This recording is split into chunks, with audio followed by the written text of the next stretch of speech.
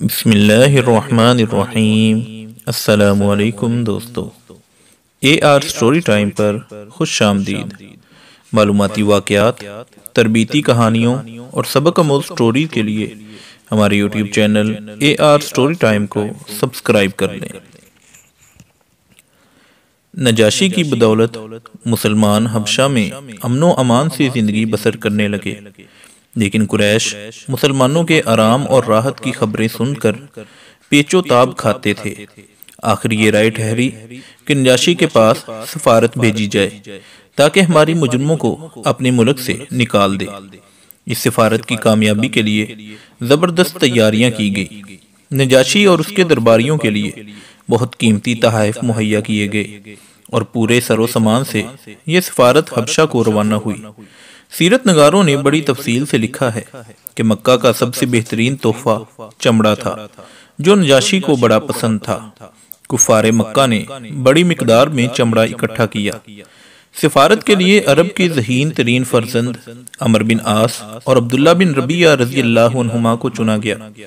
یہ سفراء نجاشی سے پہلے درباری پادریوں سے ملے، ان کی خدمت میں تحائف پیش کیے اور کہا کہ ہمارے شہر میں چند نادانوں نے ایک نیا مذہب ایجاد کیا ہے، ہم نے انہیں نکال دیا تو آپ کے ملک میں بھاگ آئے ہیں۔ کل ہم بادشاہ کے دربار میں ان کے بارے میں درخواست پیش کریں گے، آپ بھی ہماری تائید فرمائیں۔ دوسرے دن یہ سفیر دربار میں گئے، نجاشی سے درخواست کی کہ ہمارے مجرم ہمارے حوالے کر دیے جائیں۔ درباریوں نے تائید کی، لیکن نجاشی نے سوچا کہ اس قضیے کے تمام پہلوؤں کو اچھی طرح سننا اور جاننا ضروری ہے۔ چنانچہ اس نے مسلمانوں کو پیغام بھیجا۔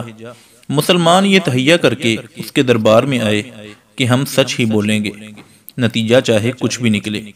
جب مسلمان آ گئے تو نجاشی نے پوچھا، یہ کون سا دین ہے جس کی بنیاد پر تم نے اپنی قوم سے بھی علیحدگی اختیار کر لی اور میرے دین میں بھی داخل نہیں ہوئے؟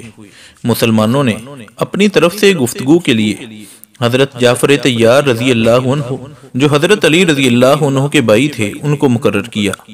حضرت جعفر بن ابی طالب نے نجاشی کے سوالوں کے جواب میں جو تقریر فرمائی، اس کا مفہوم یہ ہے: اے بادشاہ، ہم ایسی قوم تھے جو جاہلیت میں مبتلا تھی۔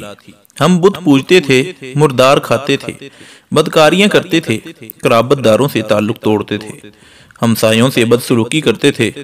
ہمارا ہر طاقتور آدمی کمزور کو کھا رہا تھا۔ ہم اسی حالت میں تھے کہ اللہ نے کرم فرمایا، ہم ہی میں سے ایک رسول بھیجا۔ اس کی عالی نسبی، سچائی، امانت اور پاک دامنی ہمیں پہلے ہی خوب معلوم تھی۔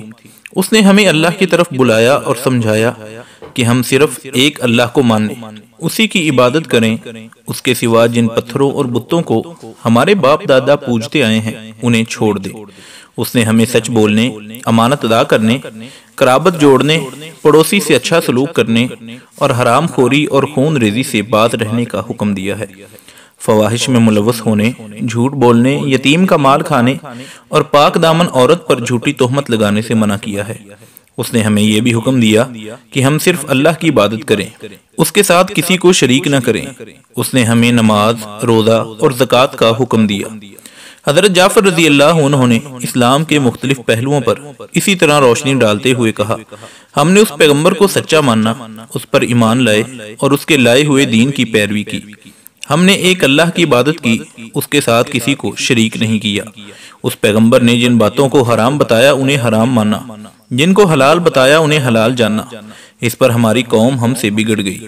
اس نے ہم پر ظلم و ستم کیا، ہمیں ہمارے دین سے پھیرنے کے لیے فتنے کھڑے کر دیے، ہمیں سخت سزاؤں سے دوچار کیا تاکہ ہم اللہ کی عبادت چھوڑ کر بت پرستی کی طرف پلٹ جائیں، اور جن گندی چیزوں کو حلال سمجھتے تھے انہیں پھر سے حلال سمجھنے لگے۔ جب انہوں نے ہم پر شدید مظالم ڈھائے، ہم پر زمین تنگ کر دی، جب وہ ہم لوگوں اور ہمارے دین کے درمیان روک بن کر کھڑے ہو گئے تو ہم نے ہجرت کی اور آپ کے ملک کی راہ لی۔ دوسروں پر آپ کو ترجیح دی، آپ کی پناہ میں رہنا ہمیں پسند ہے۔ ہمیں پوری امید تھی کہ آپ کے ہاں ہم پر ظلم نہیں کیا جائے گا۔ نجاشی نے پوچھا، وہ پیغمبر جو کچھ لائے ہیں کیا وہ تمہارے پاس ہے؟ حضرت جعفر نے کہا، جی ہاں۔ نجاشی نے کہا، ذرا مجھے بھی سناؤ۔ حضرت جعفر رضی اللہ عنہ نے پرسوز آواز میں سورہ مریم کی ابتدائی آیات تلاوت فرمائی۔ نجاشی اللہ کا مقدس کلام سن کر اس قدر رویا کہ اس کی داڑھی تر ہو گئی۔ نجاشی کے درباری بھی حضرت جعفر رضی اللہ عنہ کی تلاوت سن کر اسی طرح پھوٹ پھوٹ کر روئے کہ ان کے صحیفے تر ہو گئے۔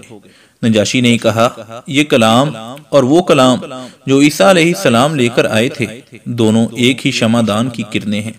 اس کے بعد نجاشی نے عمر بن عاص اور عبداللہ بن ربیعہ کو مخاطب کر کے حکم دیا کہ تم دونوں چلے جاؤ، میں ان لوگوں کو تمہارے حوالے نہیں کر سکتا، نہ یہاں ان کے خلاف کوئی چال چلی جا سکتی ہے۔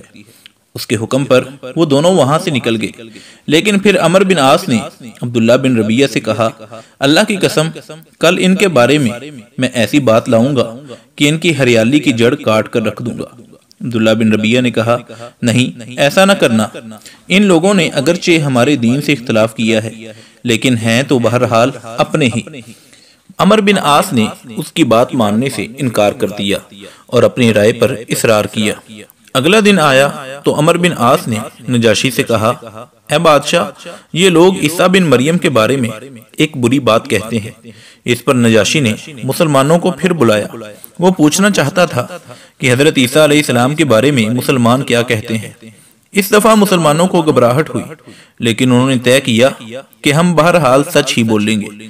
چنانچہ جب مسلمان نجاشی کے دربار میں حاضر ہوئے اور اس نے ان کے سامنے اپنا سوال رکھا تو حضرت جعفر رضی اللہ عنہ نے فرمایا، ہم عیسیٰ علیہ السلام کے بارے میں وہی بات کہتے ہیں جو ہمارے نبی صلی اللہ علیہ وسلم لے کر آئے، یعنی حضرت عیسیٰ علیہ السلام اللہ کے بندے، اس کے رسول، اس کی روح اور اس کا کلمہ ہے جسے اللہ نے کنواری پاک دامن حضرت مریم علیہ السلام کی طرف القاء کیا تھا۔ اس پر نجاشی نے زمین سے ایک تنکا اٹھایا اور بولا، اللہ کی قسم جو کچھ تم نے کہا ہے حضرت عیسیٰ علیہ السلام اس سے اس تنکے کے برابر بھی بڑھ کر نہ تھے۔ اس پر نجاشی کے درباری علماء نے ہوں کی آواز لگائی۔ نجاشی نے کہا، ہاں چاہے تم لوگ ہوں ہی کیوں نہ کہو۔ اس کے بعد نجاشی نے مسلمانوں سے کہا، جاؤ تم لوگ میری حکومت میں محفوظ اور مامون ہو، جو تمہیں گالی دے گا اس پر تاوان عائد کیا جائے گا۔ مجھے گوارا نہیں کہ تم میں سے کسی آدمی کو ستاؤں، تمہیں اس تانے کے بدلے سونے کا پہاڑ بھی دیا جائے تو مجھے قبول نہیں۔ اس کے بعد نجاشی نے اپنے حاشیہ نشینوں کو حکم دیا کہ ان دونوں کو ان کے ہدیے واپس کر دو، مجھے ان کی ضرورت نہیں ہے۔ یوں اللہ تعالیٰ نے مسلمانوں کو سرخرو فرمایا اور کفار مکہ کے سفیر ناکام ہو کر واپس چلے گئے۔ تو دوستو، اسی طرح کے ایمان افروز، تربیتی اور معلوماتی واقعات حاصل کرنے کے لیے ہمارے یوٹیوب چینل کو سبسکرائب کر لیں۔ اللہ حافظ و نگہباں۔